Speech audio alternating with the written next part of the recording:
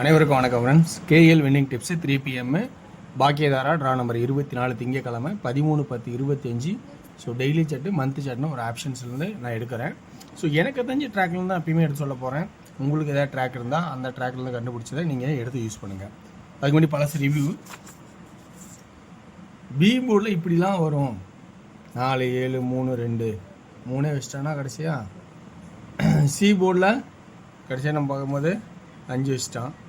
ஏ போர்டில் 9 ஒரு வாய்ப்பாக இருந்தது, ஆனால் அதை கண்டுக்கல விட்டுட்டேன். ஏன்னா 2 நாளைக்கு ஒரு தடவை 4 நாளுங்கும்போது 3ஆவது நாள் 9 அப்படிங்கிற சான்சஸ் வர மாதிரி ஒரு வாய்ப்பு இருந்தது. ஆனால் அது இடையில இந்த 2 நாள் வந்தனால அதை கன்ஃபியூஸ் இல்லைனா நான் அதை விட்டுட்டேன். பழசு ரிவ்யூ அப்படின்னு பார்த்தோமா, 1 PM ஷோவில் எல்லோரும் சொன்னாங்க 400ன்னு கொடுத்தேன், சைபர் 4 அடித்தான் ரிவேர்ஸில்.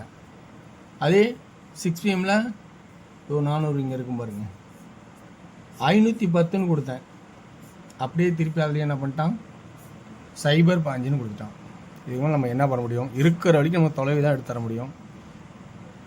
சரி, ஓகே. இன்றைக்கான கெஸ்ஸிங்ஸு இருக்கிற ஆப்ஷன் நான் சொல்கிறேன், உங்களுக்கு எந்த அளவுக்கு பிடிச்சின்னு பாருங்கள். அதுக்கு முன்னாடி மிக ஒரு நல்ல ஒரு டிப்ஸாக, இந்த October, September, August, July, June அப்படிங்கிற மாதிரி பார்த்தீங்கன்னா 44 44 66 88 77 இந்த டபுளாகவே இந்த கிராஸில் வருது. இன்றைக்கும் டபுளுக்கான சான்ஸ் இருக்கா அப்படிங்கிறத கொஞ்சம் கவனிங்க. கான்செப்டே இதுதான். ஸோ டபுளுக்கான வாய்ப்பு நிறையா இருக்கா, அப்போ எப்படி வரும், பிசியில் வர்றதுக்கு வாய்ப்பு இருக்குதா அப்படிங்கிறத கொஞ்சம் கவனித்து பார்க்கணும். டபுளாக வரலாம் அல்லது ட்ரிபிளாக வரப்போதா அப்படிங்கிறதா கான்செப்ட். என்ன concept, A board B board அப்படின்னு கணக்கு பார்த்தீங்கன்னா ஏபிசிக்கு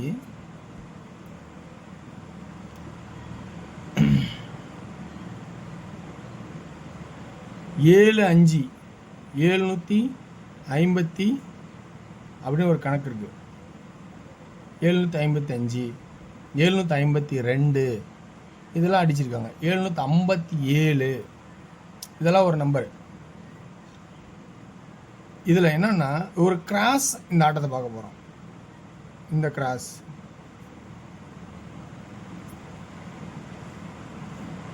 2க்கு 7 0க்கு 5 6க்கு 1 1க்கான ஒரு வாய்ப்பு இருக்கா அப்படிங்கிறத கொஞ்சம் கவனிச்சு பாருங்க. ஒரு வாய்ப்பு இருக்கான்னு கவனிச்சு பாருங்க. அப்படி இல்லைன்னா 7 6 5 7 6 5 5 475 4 7 5 475. அப்படி இல்லைன்னா 2க்கு பவரு 9க்கு பவர் 4 அப்படின்னு ஒரு வாய்ப்பு சும்மா ஜஸ்ட்டு சொல்கிறேன். ஆனால் அதுக்கு முன்னாடி இன்னொரு வாய்ப்பு நம்ம மெயினாக பார்க்கணும். இந்த 7க்கு இது பவர் 2, இந்த 2க்கு பவர் இது 7. இப்படி அடிச்சுக்கான். ஒரு நாள் பெண்டிங் விட்டு அடிப்பான் அப்படின்னு கூட இருக்கும். இப்போ இந்த 3க்கு 8 அல்லது 3 8 அல்லது 3.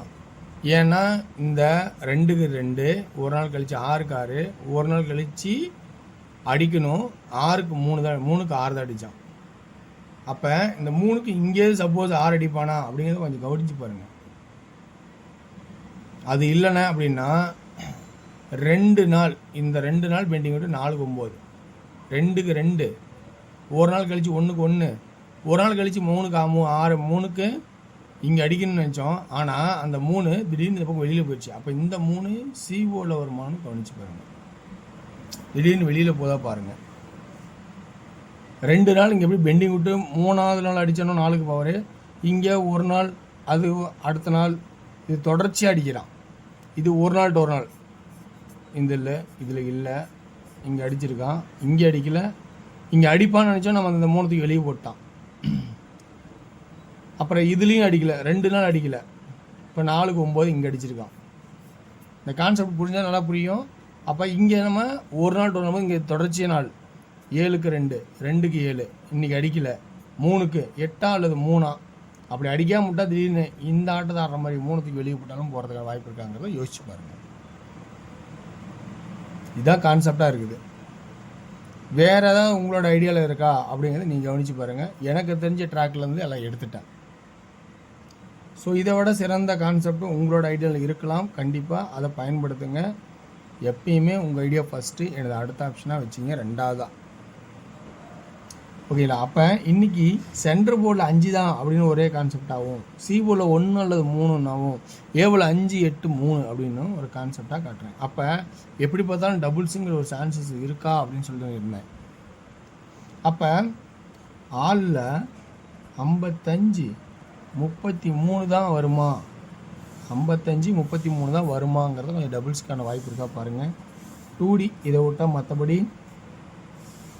51, 53, 81, 83 அப்படிங்கிற கான்செப்டாகவும், அடுத்து 85 அப்படிங்கிற கான்செப்டாகவும், 35, 31 அப்படிங்கிற கான்செப்டாகவும் காட்டுறோம்.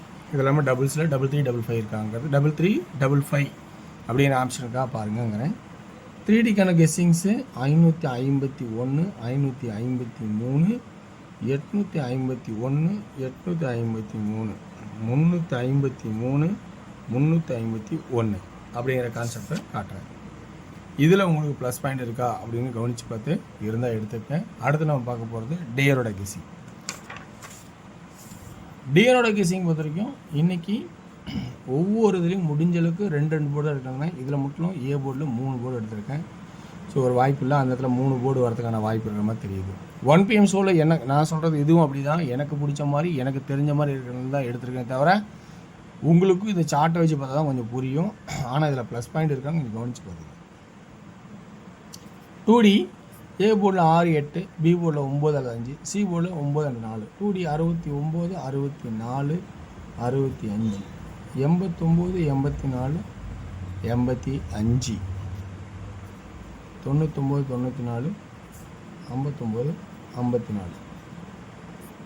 3D 699, 654, 899, 854 அப்படிங்கிற 2 கான்செப்ட் எடுத்து மொத்தமாக 4 நம்பர் மட்டும் போட்டிருக்கேன்.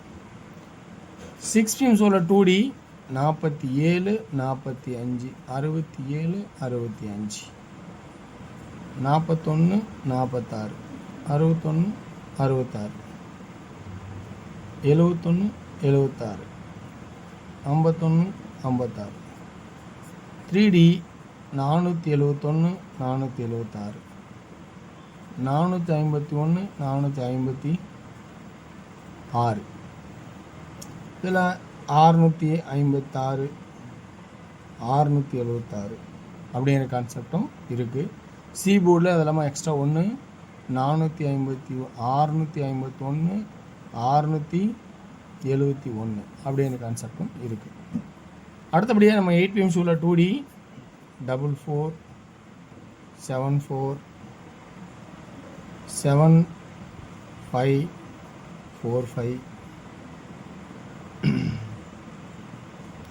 42, 48, 52, 58. 3D 442, 452,